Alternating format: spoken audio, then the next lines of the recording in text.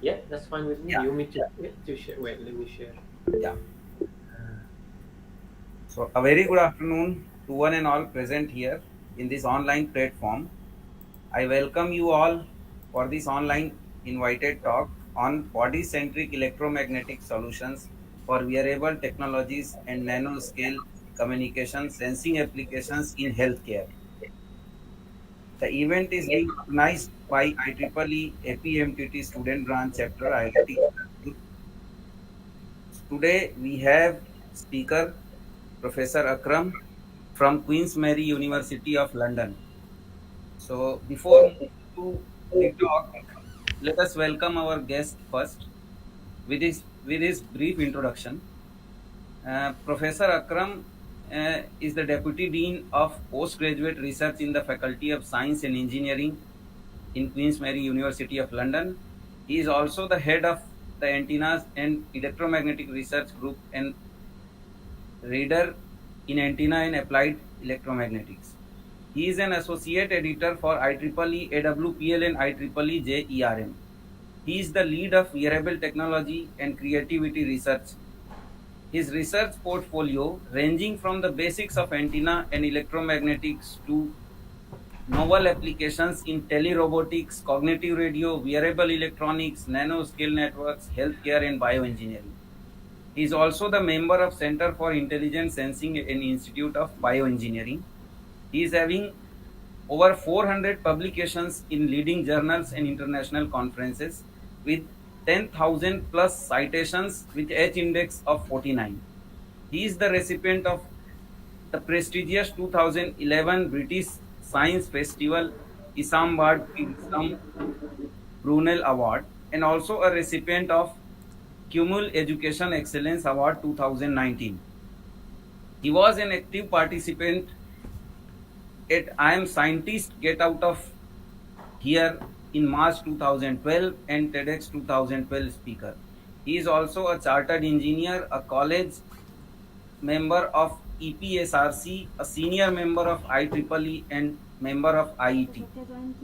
So today in this warm afternoon, we are very lucky and feeling very fortunate to host such a dynamic and versatile speaker for this invited talk. It is worth mentioning here that today, after this talk, I am very much sure many of the participants will get definitely so many directions for their future research work. So, with these words, we welcome you, Professor Akram, and once again welcome all the participants. Hope you will have a great session today. Thank you, everyone. Over to you, sir, Professor All Akram. right, thank you. Thank you so much for the very kind introduction and the very kind welcome and the warm welcome as well. Thank you for the attendees. Really appreciate the invitation, and it's my pleasure to give a talk today, just a flavor of some of the research we do here in the group at Queen Mary.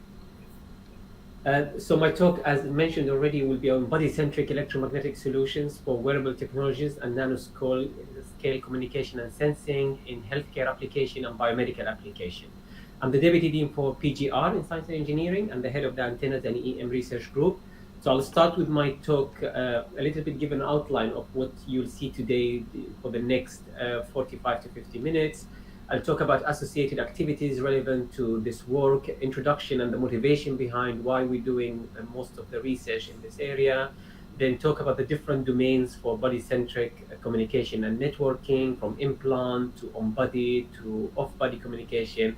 And then the recent research activities we've been conducting with a number of collaborators on nanoscale communication and terahertz medical and dentistry imaging. And then conclude with some remarks. Just to start, because I'm sure some of you might not be aware of Queen Mary.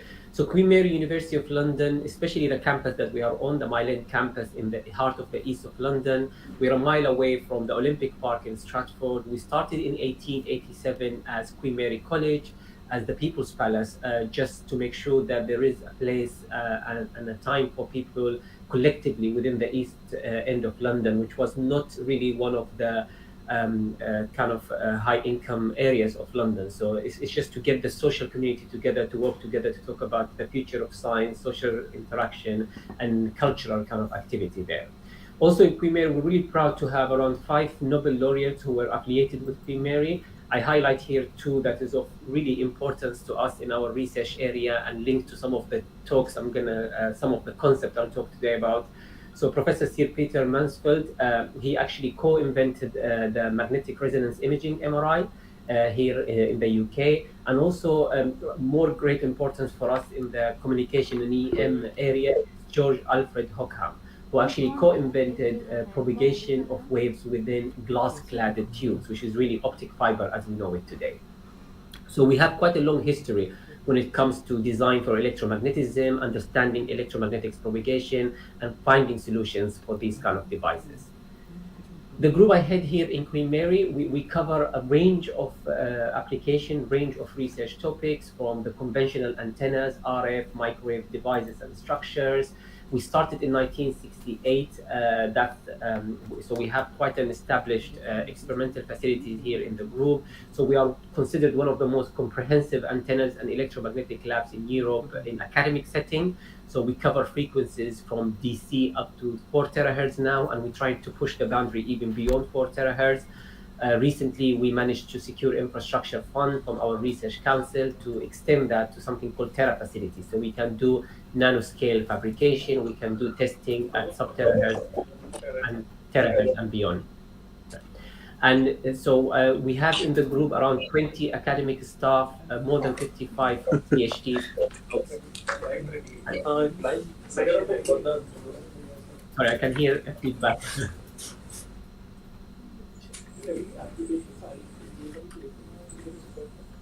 So we have around 20 academic staff here.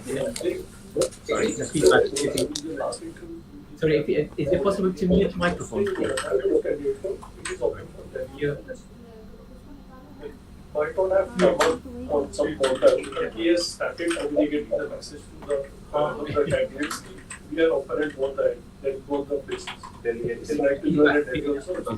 Can you hear me? Sorry. Okay, sorry. So we have, so yeah, as I said, 4 technical support staff to allow us to fabricate, experiment on different areas in what we want to actually investigate further. So the motivation behind what we do in this area, so everybody is now really focusing on this realization of a smart society, smart city, smart technologies, smart living. So from connected living everywhere, from shopping smartly, from spending financially your money wisely, and also in the heart of this, how do we support healthcare and medical technologies moving forward? Now we have an increase in the percentage of the elderly population in the UK alone. Is expected by 2050, 26 to 28% of the population will be 65 and older. In areas like, for example, China, 13% or 15% by 2050 will be over 65, so retirement age. So that's quite a huge burden on healthcare. Not everybody can go to hospital, not everybody can care they expect. So when it comes to this smart connected living, healthcare comes in the middle of it. And I always start with this slide because it's very interesting to see the front page cover news of Radio News in 1924, where they envisioned and imagined that healthcare in the future will be a big device taking cameras and voices and sending teletext. However, technology has progressed so far that we have now implant devices. We're using the skin as an interface for people to be able to understand what is inside our body and what's happening inside our body and why these changes are taking place. And this is very important because we don't want to just capture the change happening at that time, but we want to understand why the change has taken place and where could it lead to. Is it a harmful interference to the body? It is something that we can actually say is safe and it's just natural progression. But we need to dig deeper into the body to find that and find a little bit more about why the changes are taking place. And this is what technology, especially electromagnetism, radio propagation, allowing us to find a little bit more.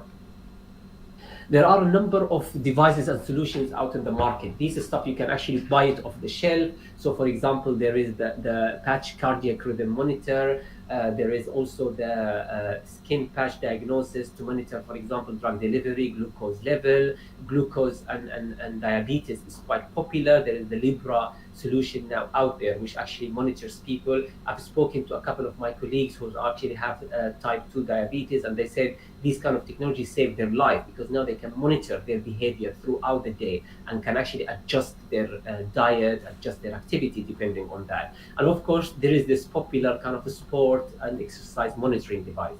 Not only wearable devices and stuff that you wear or attach to your body, but there are an abundance of implant and ingestible medical devices that we can use nowadays. As a first and big example we have here is this kind of new technology, which is insulin pump. This is to control diabetes. However, this is still under testing. There are some users that using it, but in a very controlled kind of setting and cases. But this is progressing really well. And the most famous one is the wireless endoscopy, which is the smart pill. This is actually developed originally by a company called Given Imaging, which is now acquired by Medtronic. So this enables consultant expertise, carers, medical expertise in order to be able to take pictures and videos from inside the digestive system.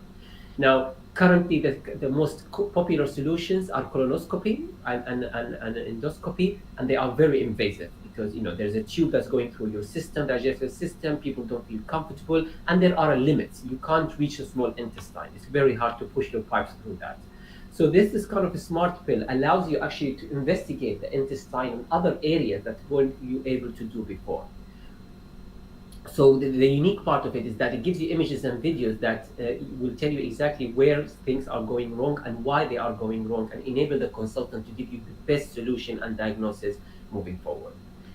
Having spoken about all this solution that is available now, there are still many challenges in research for us to tackle. So for example, is my background in antennas. So antennas is kind of the passive device that propagates the signal.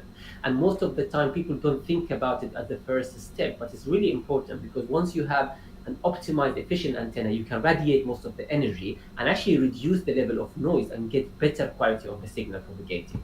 Also understanding the wave propagation around the body and how will this wave affect the body and vice versa. How can we actually control the behavior of the devices by understanding where to place it on the body? And what does it mean, different body shapes and sizes and different organs and so on. In addition to that, the biggest hurdle and challenge now we have nowadays, not only for this kind of technology, but also for wireless, for laptops, for computing, is the power consumption.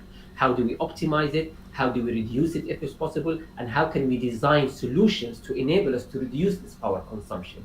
And so it's all about step-by-step optimization to get to that point. Obviously, outside this kind of domain of electromagnetic engineering, RF and microwave, there is the architecture of the actual solutions and devices. So this context awareness, do we know where this device is? For example, I mentioned the pill, and I'll talk about it, about the wireless endoscopy, because we know where the context of this pill is. It's going to be inside the digestive system. So when we design a solution, that solution is focused on that scenario, so you can get the best out of it.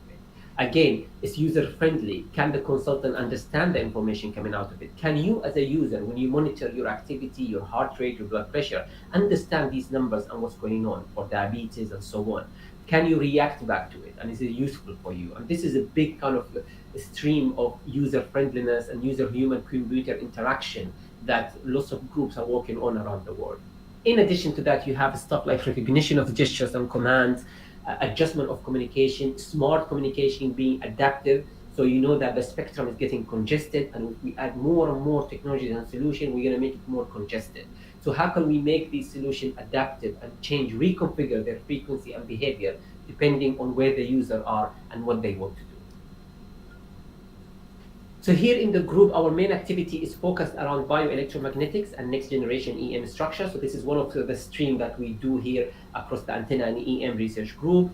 And we start from the basic of electromagnetism and RF research. We look into optimization, machine learning, AI, numerical modeling, and also we're very active on innovation and translation of our research into real-life demonstrators. So we're working with industry, with government, with policymakers in order to make sure that future solutions are suitable to future needs. So in the heart of this, and in order to enable us to achieve this kind of objective and the bigger picture, we do lots of stuff on bioelectromagnetism characterization and sensor. So how can we characterize the different tissue, the different material? How can we also design sensors that are suitable to operate in complex environments? Also, we do stuff on wearable and body-centric wireless radio interfaces. So it's not only the radio devices like interfaces, transceivers, sensors, and the small kind of structure, but we also look into the radio propagation and understanding the channel. Because once you understand the channel, you understand the behavior of the environment you're in, you can predict noise, you can predict interference, and then you can make your system operate much better moving forward. In addition to that, we work on novel electromagnetic structures and devices for smart networks. So I mentioned the reconfigurable adaptive system. We also work on something called smart material, reconfigurable material. So we're trying to digitize these kind of solutions. At the moment, heavily, the RF and microwave industry is analog because this is the nature of the research and science we're working in. But how can we embed a little bit of digital transformation into these solutions moving forward by having switches and diodes and using machine learning and AI to control these devices moving forward? So as I mentioned, in order to achieve that, this is just giving a snapshot of some of the concepts that we usually go through in terms of the research methodology we follow. So we do lots of stuff on capturing radio propagation around the body and in certain environment. So we do lots of processing, novel methods and technique to capture the signals and the performance of the devices. We then move on to radio channel characterization and modeling. So we try to give parameters and variables for system designers to be able to inform their designs and deployment or kind of fabrication of certain devices moving forward. We do lots, as I mentioned, on numerical modeling, and this is very important because experimentation and verification, yes, we have the facility, but they are time consuming and they are very expensive. Not everybody can get to the point where you can study and experiment on every little thing you do. So that's why we back it up by numerical simulation. So we simulate the environment as accurate as possible to the real setup we have. This is important because then this makes it really convenient for us to test different sensors or different methods we want to investigate, and also allows us to push further the theory and the principles in EM. Can we actually push beyond some of the limitation of how small the antenna can be by understanding this interaction between the waves and the material from time and space point of view. And as I mentioned, all this will feed into kind of future solutions. So I understand the dynamic range of the system, the noise, and how can we make sure that these parameters are within the scope, are in line with what system designers and big companies like GE, like Electronics, like Texas Instruments would like to embed within their system. As I mentioned, we like to look at these body-centric communication and solutions into three domains. You have the off-body, which means general communication we have in today, the Wi-Fi, the communication between two people, the communication between two devices. You have on-body, where you have a number of sensors scattered around the body to capture different information. So sometimes they require communication between them. A mobile is usually a wearable device on you, so it communicates with different sensors and units around you. And then you have the one that looks at inside the body, so going deeper into the body to pick up signals and changes within your tissue structure, within your organs and blood flow, and so on. So I'll start from the lower level for body-centric communication, and I'll actually close the loop by going back to this when talking about nanoscale, how important it is to go back into the inside of the body. Now, I like to use this kind of capture of how implants is really useful moving forward. So there's accurate drug delivery, non-invasive endoscopy, the wireless endoscopy I talked about, patient diagnosis and locator, muscle stimulator is really big area for pharmaceutical company, because pharmaceutical company, one of the big challenge is how can you actually control pain rather than just give you a painkiller just to minimize it. They want to control pain and understand where pain is coming from. And this is where muscle stimulators are really big research area, especially industry for this. And understanding EEG and brain signals, because then the link between stimulation of the muscle, controlling the pain is all about the brain and EEG signal, and how can you tap into the natural way for the body to communicate.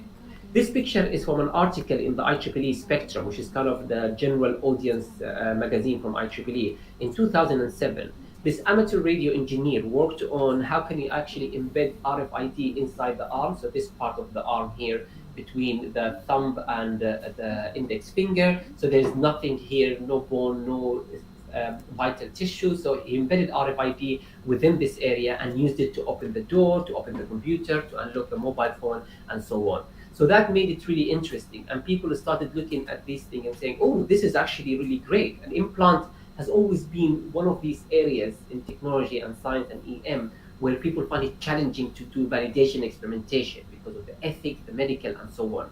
But showing that you can actually do stuff other than that, and you can do amateur radios and localization and so on, gave people the kick again to start on implant and start exploring further what can we get out of the understanding of the theory we have today. So some of the work we do here in Queen Mary, so we work a lot with the medical schools, so we have the Faculty of Medicine and Dentistry, and that gives us really a great access to knowledge, to expertise, to facilities, to tissue models, actual real human tissue that we can explore on. So one of the work we're doing here, we're working with a colonoscopy surgeon, a consultant here in the National Bowel Research Center in the UK, so it's part of Queen Mary Medical School. And they have wireless endoscopy. They use wireless endoscopy with patients for their research. But as I mentioned, one of the problems with current solutions in wireless endoscopy is that once you swallow it, it's a small pill that you can swallow it follows the natural flow of the body, which means that it's going to take approximately 24 hours to leave your body maximum. Usually it's much faster than that, and it keeps taking videos and pictures and sending it out to a station that is beyond or sitting next to the consultant and so on. Now, the problem with this is that we're relying a lot on the fact that it's going to flow with the digestive system. Sometimes it's too fast, and it keeps sending you a picture. Only the consultant, the experienced consultant, know or guesstimate where these images and videos are coming from. So there's no control of the movement of this wireless endoscope and no localization of where they are. So we started working because we've done lots of work on radio propagation around the body. We understand the human tissue, so we did lots of characterization and the reflection inside the body between the muscle, the fat, the skin, the kidney, the liver. Then we have lots of knowledge on how wave propagates inside the body. So now we're using that we call priori knowledge in order to come up with algorithms and solutions to be able to localize these wireless endoscope while they are traveling across the digestive system. So in XYZ kind of coordination. So we're using a number of antennas and receivers scattered around the torso of the human body to capture, for example, so at the moment we have a setup using 9 of these antennas, and at the moment the algorithm has been filed for patent. So because it's a new novel methods that we use the knowledge of the channel and the antenna design in order to capture accurately to a sub-centimeter level.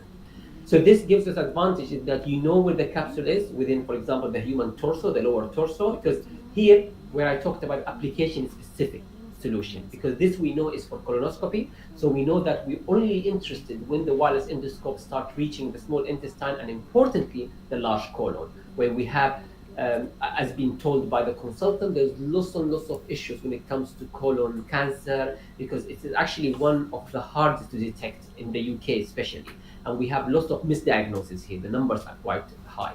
But the other problem they're facing is that out of 100 patients that is referred by the primary care to consultant, only out of 100, maybe only 4 will become real cancer.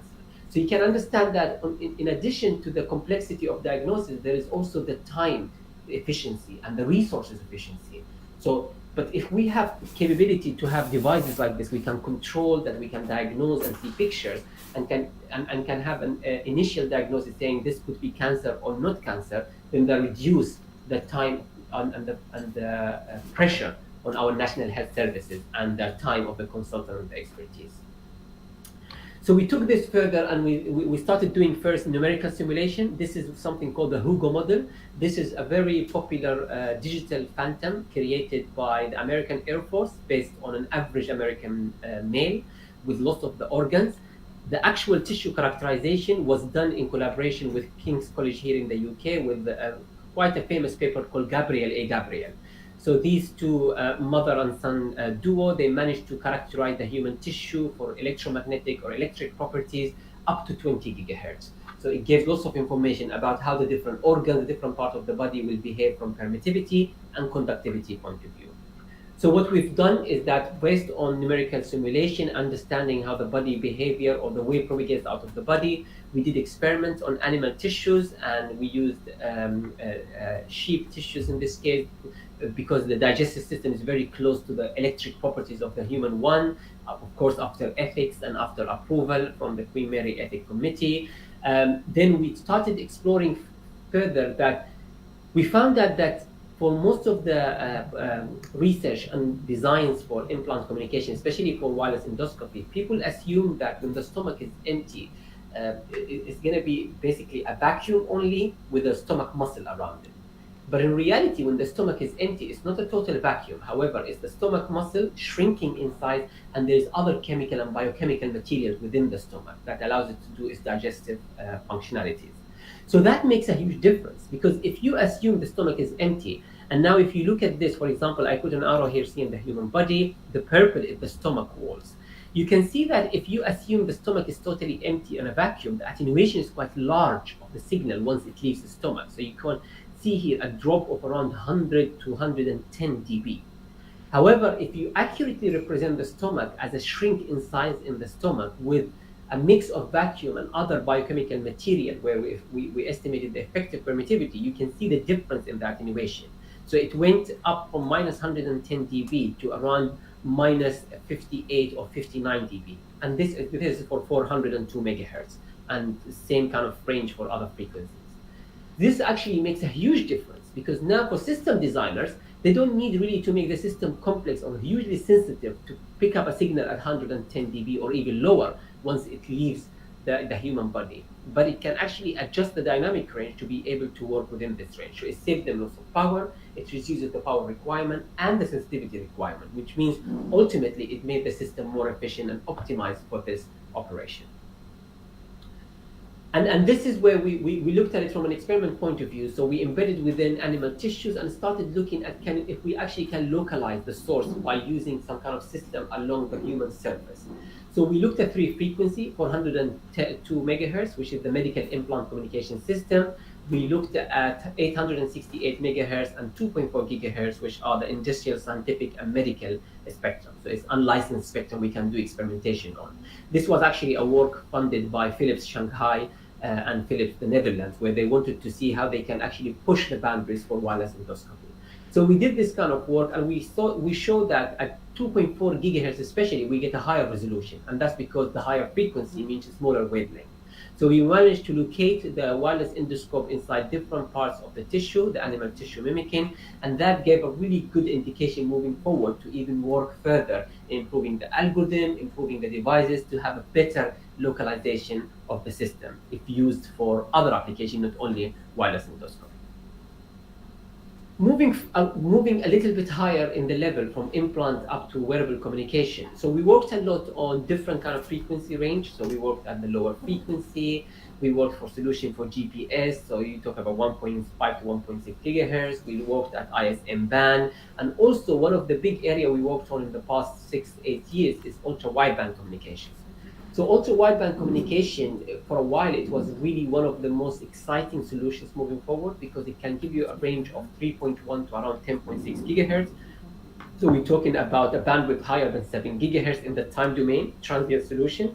So if you look at it from a frequency domain and transfer it to time domain, that large bandwidth translates into a nanopulse, which means ultra wideband can give you this unique advantage in the fact that the main pulse of information, the main pulse that we're interested in, arrives quite early compared to the multipath and the reflection. Because wherever room you are in, even me sitting here with the screen, if there is a reflection, that reflection will arrive much later in terms of a nanopulse than the main pulse or the line of sight pulse of arrival.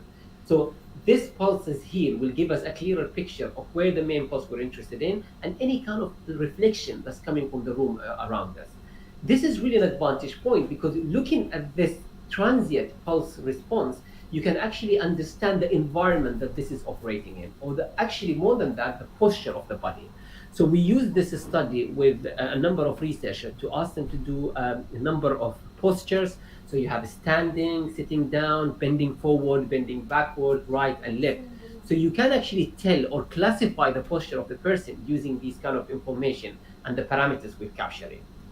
And this is very interesting because, as I said, not only capturing the posture and the classification and the activity of the person, but you can actually understand the environment it's operating in. Are there lots of multipath reflections? Are there actually lots of reflectors around us? Are these reflectors wood, metal, and other kind of parameters that we're interested in? In part of that, we wanted to also innovate and work a little bit on transceiver and devices that we have. So this is one example of a transceiver that we've designed in-house with an industry partners, where we looked at actually how we can understand the importance of antenna optimization and antenna design in order to enable us to get a little bit of efficient communication route. This is a multi-layer transceiver design. This is compared to the 5-cent Hero. Every layer has a different functionality. So there's the power, there is collecting localization, activity, temperature, and so on. We found out that if you actually design the radio interference and the antenna with lots of components around it, that makes it really complex. And this was not operating at the frequency we expected to. But the first step we did is numerical simulation to understand what happens if the person is using this as a button on the front of the body. What about having a coverage, a suitable coverage? One thing we kind of investigated looking at this is that theoretically, if you put a sensor in the front of the body and a sensor at the back of the body, so transmitter and receiver, at 2.4 gigahertz, in theory, you should have an attenuation across the body of minus 70 dB. But in reality, when we did an experiment with transmitter and receiver, we found out that we actually, in an anechoic chamber, in a very ideal environment, no reflection, nothing, no reflection at all from the walls of the environment around us, we can actually get a signal of minus 30 dB. And that's because there is this geometrical theory of diffraction, which means wave propagating along the surface of the body will diffract due to the curvature of the body. In addition to that, you can see here from the picture that there's lots of the wave is trapped between the layers of the body. Remember, our body is multi-layered. You have skin, which is dry, wet. You have epidermis, dermis inside the skin. You have the patch, you have the muscle. And all these create multiple layers where some of the wave will be trapped because at 2.4, they have higher permittivity. So they can actually act as kind of a partial, not efficient waveguide. So some of this wave will be trapped and propagate along the body and escape at the back and contribute to some of the signal that's collecting at the back. That helped us in actually designing antennas that is capable of propagating along the body surface to enhance that body surface kind of communication. So once we optimize the antenna design, I like to use this example because the black line here shows actually an external monopole antenna. So monopole is a sticking kind of a wire. This is the best antenna you can have because it's sticking perpendicular to the body, no actually interference from the body itself. So it gives you quite a good signal and a good reference comparison. This is the green line is actually the antenna that we embedded initially in the sensor, didn't give us really good results. Once we optimized the antenna design, once we worked on how does it interact with the surrounding, we managed to create an optimized design that can give us a signal that is very close to the actual monopole antenna. So we're talking about something in the range of, the only difference between them now is 6 dB, which is much better than the minus 76 dB we have here at the bottom. So careful designing and understanding where this sensor will operate allows us to design a much better solution moving forward. And then I mentioned that we're really interested in how can we embed these kind of devices in wearable solutions. And in reality, wearable solutions gives us lots of options. There are lots of work, and I'm sure most of you understand metamaterial, metasurfaces, and how they help us in making devices more efficient, higher gain, allow us to propagate more waves along the surface, not only the body, but walls. People are using it as a replacement for infrastructure and so on. We got interested in how can we translate not only the antennas and RF into wearables. So we've done lots of work on textile-based antennas, on jeans, on leather, on different plastic and paper. We got really interested in how can we translate stuff like complex metamaterial structure into textile domain. Now, metamaterials are inherently high Q devices, which means they are very narrow band. The whole operational principle is the periodicity of the unit cell. So you can see here. So we usually look from edge to the other edge to confirm the periodicity, and they need to be periodic structure. That periodicity will control the frequency, the resonance frequency, and any change in that will actually change the whole operation frequency. Now, if we fabricate it in rigid metamaterial, you can have a control over the accuracy. So we know that is accurate to this certainty level. But with textile, it's different because textile is notorious for changing with temperature. If you expand it or add a little bit of a stress or pressure on textile, that will make it change its behavior. So it will expand. For example, if we print on textile, the metal will expand and the thread will expand, and that will change the periodicity of the metamaterial. So we worked along with textile designer, with Royal College of Art here in the UK, with material designer, with ink production, and so on, to be able to look how can we make this metamaterial in textile in 3D and apply some mechanical retuning to this metamaterial, which means that looking at the kind of a signal we receive, and if there is an error in the resonant frequency or a shift in the resonant frequency, we adjust mechanically in order to make sure the periodicity are back to its normal.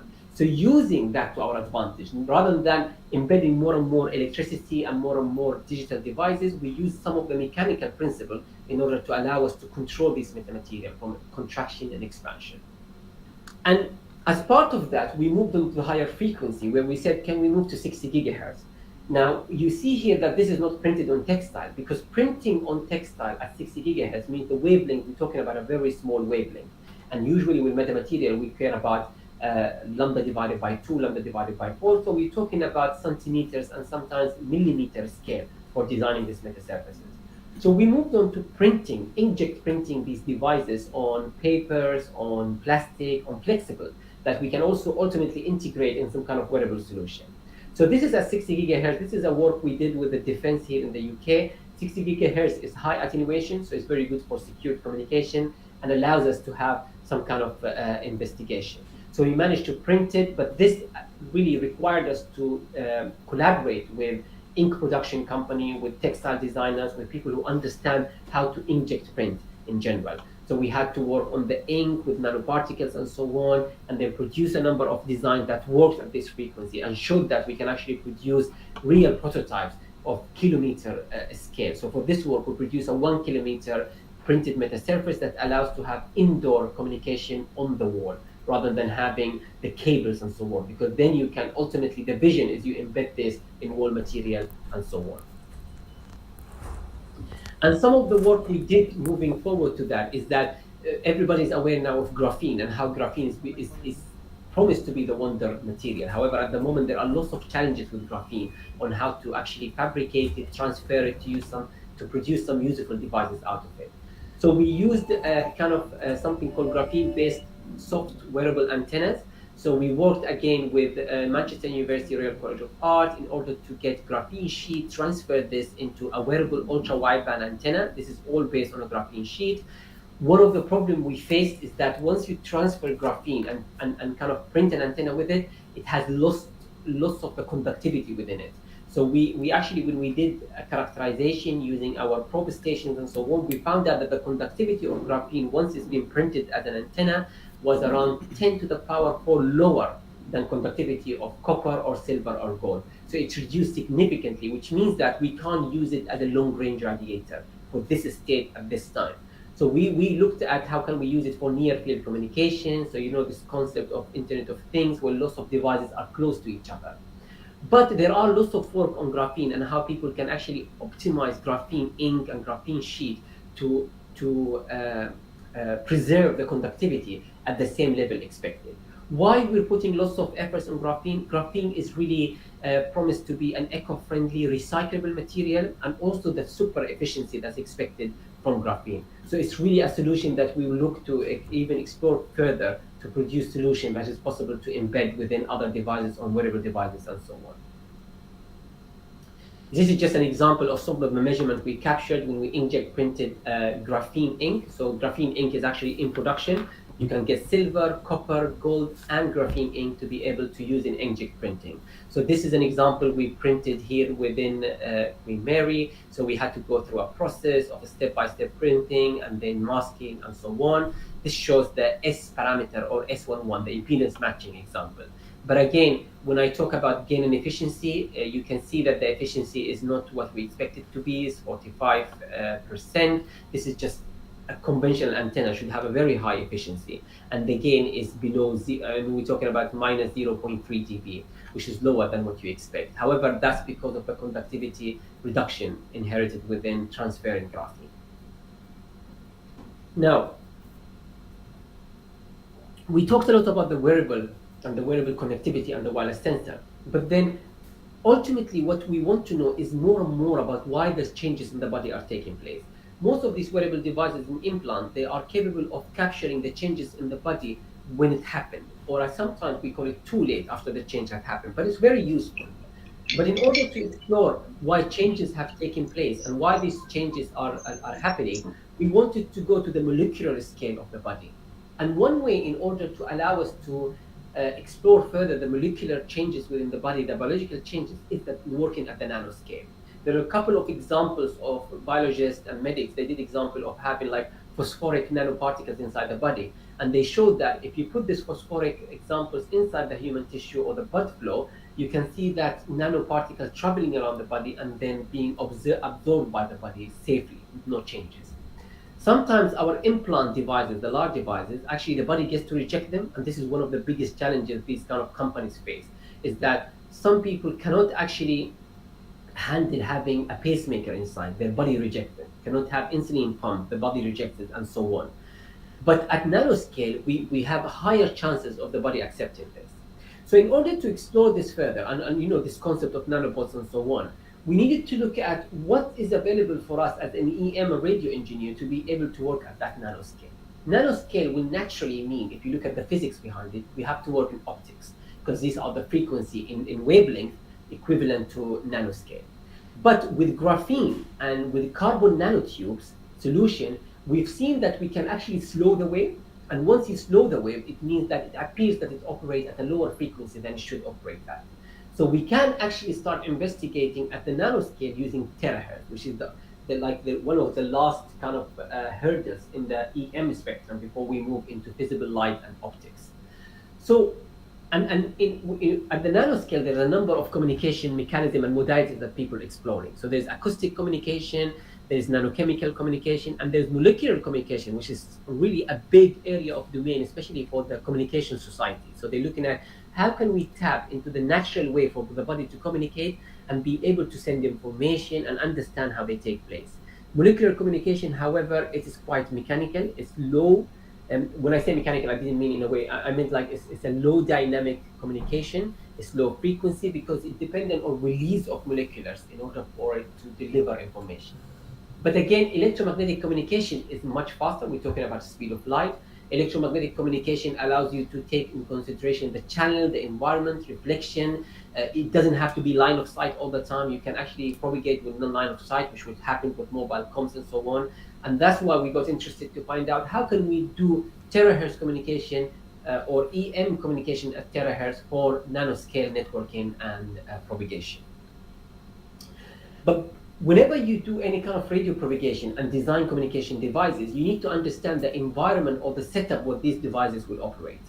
So when we started doing a little bit of literature review and exploration and investigation, we found out that at millimeter wave and terahertz, there is not much about the characteristics of the human body, or if there is, a scattered work here and there with certain groups around the world. And we found out that these electric properties don't match. Everybody is different. And that's because the way you do the characterization depended on when you did it, what kind of human tissue, how long did it take you, was it a fresh kind of experimentation, and so on. So we decided to take a step back and start investigating further, how can we characterize human tissue at terahertz? So we're working with the Cutaneous Biology Research Group here in Queen Mary, Professor Mike Philippot, where we actually have access to real human skin tissues from the abdomen area, from the face area, and so on, and try to see if we can create electromagnetically accurate artificial tissue model. Because then, as I said, ultimate aim is to be able to do this experimentation and studies whenever we want. So we don't want to be bound to going to the lab, waiting for the tissue to be extracted, and it's really cumbersome. But if we can create artificial tissue model, then you can do lots of testing on that. One of the first elements to start testing on is a dermal fibroblast. So fibroblasts and collagen are really the scaffolding of the human skin, and they carry lots of the information there. And if you want to look deeper into the human skin from a biology point of view, you see lots of parameters there. There is a keratinocyte, there is the epidermis, dermis, there is the blood vessels, there is the fibroblasts, and so on. And then when you have other harmful or foreign objects to the skin, there's other domain of exploration you want to take place. So there's the cancerous tissue, there is the harmful non-cancerous tissue, and so on. So we started exploring the human tissue. So we looked at real skin tissue and looked at the microscopic imaging. We did characterization using our time domain spectroscopy, which I'll talk about in a minute. We looked at the different elements inside the human skin tissue, like sweat ducts and hair follicle, and how they impact the characterization and the sensing capability. So as you always do, we start with numerical simulations. So we're trying to come up with a model for the skin tissue, so simplified model. We wanted to see if the sweat ducts will have an important impact on the communication in this case. So what we looked at is if the sweat duct says working, which means it's filled with sweat, which is salty water, then what happens to the propagation and when it's empty. We found that there is an impact, however, that impact is quite small. And you could say it's negligible when it comes to propagation from the skin to outside of the skin. But it's important to investigate that to ensure that it doesn't have a huge impact on it. The helix, actually, when you look at the sweat ducts, it has a helical shape. And that means if you look at the dimension and so on, it is equivalent to around working around 430 to 500 gigahertz. So if you want to work at these frequencies, they might have an impact, but it's not right significant impact. Again, we went back and looked at how can we characterize this skin tissue, the real or the artificial tissue. So in the group, we have time domain spectroscopy. This is being built by the National Physical Laboratory, and we recently got something from a Swiss company called Menlo System. This based on the principle that I'm using a femtosecond laser source, split that beam into probe and pump, and then I'm using a photoconductive antenna to generate my terahertz wave. So I have to have a delay stage in order to make sure that I can create phase changes so that can capture by the detector, terahertz detector, as changes depending on the wave going through the sample. So I can pick up the complex changes in the values of the propagating wave. So not only the real, but also the imaginary that changes with phase and the different parts of the sample. So this is the real implementation in a lab setup. So you have a detector, and this whole configuration takes a while for us to make sure that the beam alignment is correct, so the wave doesn't diffract or doesn't go in a different direction, to ensure also the stability of the laser source. This is housed in a special room environment with a special temperature control and also on a pump table, so it doesn't be affected by vibration. So this will give you results like the one shown here as an example. So it gives you a time domain result. So you have the main pulse. So what we do, we usually have the sample holder, which you showed here. So we have a sample holder that will be in the middle of the terahertz wave. And this sample holder will be empty. So we get the red line as a reference, and then we'll put our sample. And then we investigate and explore in time and frequency domain the difference between them. Importantly, and then out of this process, we get the parameter like the refractive index and the absorption coefficient. So this is showing example of samples that have, for example, a skin sample with cancer mimicking material, artificial cancer mimicking material, and also including oral cancer mimicking material within the tissue samples. So this is for investigation. We work with the dentistry school when they're looking at inside the skin and any changes that are happening from inside the skin. This is really good because this will give us actually values, refractive index and absorption coefficient, that allows us to start looking at how can we design sensors that are capable of picking these changes. We need to make it more accurate in order to pick this change. And this is where we actually looked into how can we redesign the devices in order to allow us to pick subtle changes inside the body. We call it clinically relevant lab-based sensing, and also generate electromagnetically accurate tissue model using 3D bioprinting that is housed here in Queen Mary. So we're using concepts like metasurfaces in order to enhance stuff like surface plasmon polaritons. This is actually an optics phenomena, but you can generate it in terahertz by using metasurfaces. So you slow down the wave and you excite the wave even further to enhance the evanescent wave within the surface. And all this to give us this promise in how can we get accurate information when using sensor like terahertz sensor about the changes in the human tissue. So we started investigating how can we use these meta sensors in order to design asymmetric metasurface that allows us to look into the dark light propagation and energy within terahertz. So we designed a sensor that works at 1.12 terahertz and 2.17 terahertz on very thin flexible material. This is a thickness of 5 micron in order for us to get this printed. An example here says 10 micron, but now we pushed it lower to 5 micron when we fabricated it because we wanted to be closer to the human tissue and the biological tissue we're using. This really gave us really promising results from the first experiment. So this is, we cultured different artificial skin samples on top of these metasurfaces, and we're trying to look at the changes in the captured value at the terahertz frequency. And you can see that there are a shift in the resonance frequency and the resolution we managed to capture here is around the 200 gigahertz per change in refractive index unit. And this is a high resolution because we're talking about a frequency of 1.1 to 2.7 terahertz. Now, we are working on improving and pushing this further by re-optimizing the metasurfaces, by understanding the fabrication techniques and any uncertainty that is inherited with the fabrication technique. Beyond sensing, there are an activity going on at the moment with the dentistry school in how can we use terahertz and sub-terahertz frequencies. So we're talking about 325 gigahertz, even 500 gigahertz, to be able to image the tooth and the changes in the tooth. At the moment, most imaging capability is using optical coherence tomography, OCT. Doesn't happen live, doesn't happen in vivo, but have to happen ex vivo. You take the tooth, you extract the tooth, and you take images out of it. And it's quite clunky, it's not very accurate, but it's the most standard way to do imaging. So we wanted to explore how can we use terahertz technologies in order to do similar imaging. Will it give us a better resolution? In addition to that, terahertz gives you this advantage is that if you use it in a reflection mode, it's non-ionizing signal, it has a penetration depth, so it doesn't have harm on the body. So you can use it in a reflection mode to do kind of a live imaging when it's possible. So you can have a reflection of the tooth and live imaging, because now there's lots of research groups working on how can you have in-package terahertz devices. At the moment, it's quite large, it's quite cumbersome, needs a lot of power, needs very powerful generator, but there are lots of research going on, for example, in Glasgow University, in Manchester, and so on, where our collaborator working on how can we put these terahertz devices within a package setup.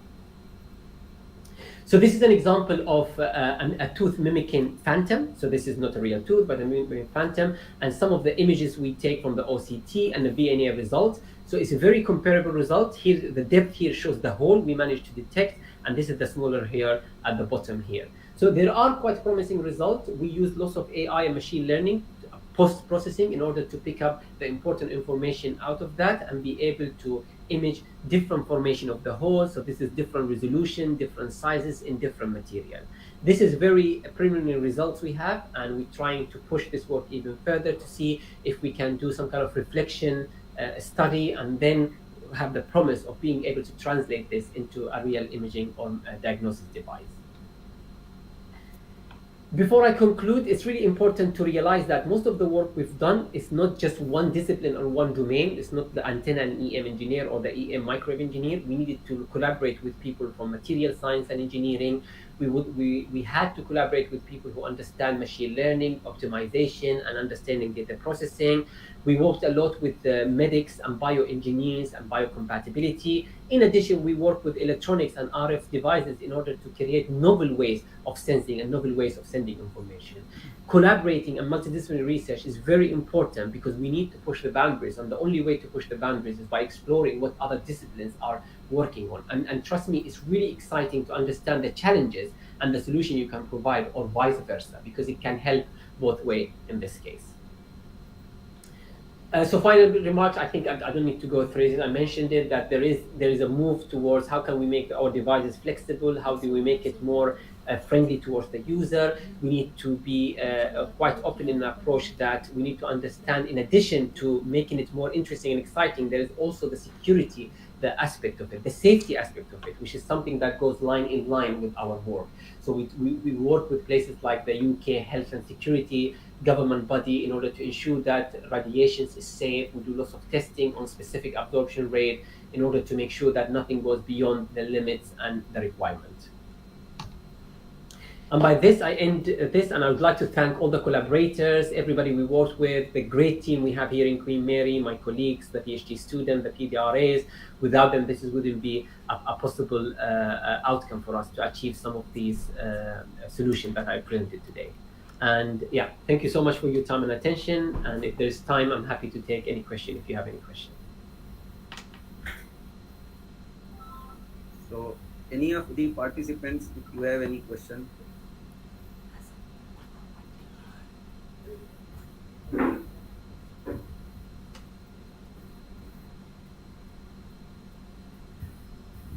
Sir, there is a question in chat box.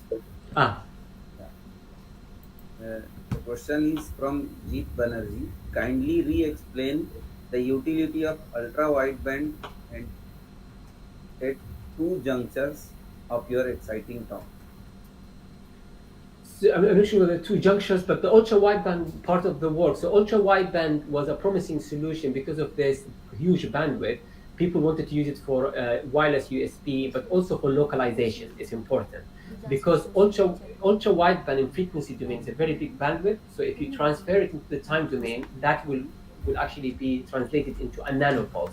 The main pulse or the main information window is going to be a nano size.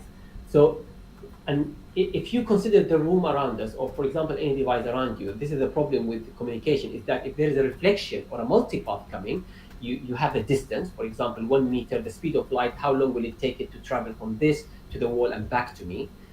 And usually with narrowband signals, this is a wide signal, so the reflection might interfere and overlap with that main pulse. But for ultra wideband, because it's nanopulse, none of these reflections will arrive within this window of a nanopulse, because usually they take hundreds of nanoseconds to arrive, or even more, a millisecond we're talking about. So when this multipattern reflection arrive, they will be separated from the main pulse, which means this main pulse will have the main information that I require it to find out. For example, if I have an object here and 3 receiver, all these main pulses will tell me exactly when it arrived, the information within it, and then I can do triangulation. Of course, this is theoretically an ideal, but in real life, there is also the other issue with ultra wideband pulses, is that the pulse will actually spread, and in this case, we'll have the ringing effect that will reduce the energy. But at least ultra wideband gave people better control of that.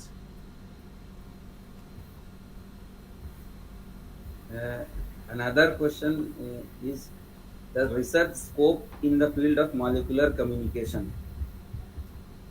So as I mentioned, molecular is a solution out there. However, I'm not an expert in molecular communication. But one of the scope people are working on at the moment heavily for molecular communication is how can we model that molecular communication? How can we understand the rate of propagation, the rate of information, the rate of channel capacity, and so on? So there's lots of work still to explore, because we know it's a natural way for the body to communicate, but we don't know the full picture. If we can't tap on it or use it, what is the channel capacity? What is going to be the time spread parameters? Can we use it for the actual communication or not? So I think it's still in the communication theory point of view, there's lots to understand about it, to be honest. Yeah, thank you, sir. The next one is what parameter of antenna for biomedical application and what is the range of values? I'm not sure what the question means, range of values, but parameter for antenna for biomedical application is a conventional antenna parameter. So you need to look at the gain, you need to look at the impedance matching, efficiency. Also, in addition to that, with bio, you need to make sure that it is actually optimized to work closer to the human tissue, it's biocompatible, it's shielded, the gain and efficiency is not significantly reduced by adding it next to a tissue. So it needs to be optimized with the human tissue in mind. Thank you, sir. The next one is, sir, what is the basic difference by taking an FSS and metasurface? Yeah. So they are actually not a big difference. They're both metamaterials. So FSS, frequency selective surface, is again periodic structure but the way you use it is different. So frequency selective surfaces is where you want it to make sure that it's designed at one frequency, so it will only propagate that frequency, it will reject all other frequencies.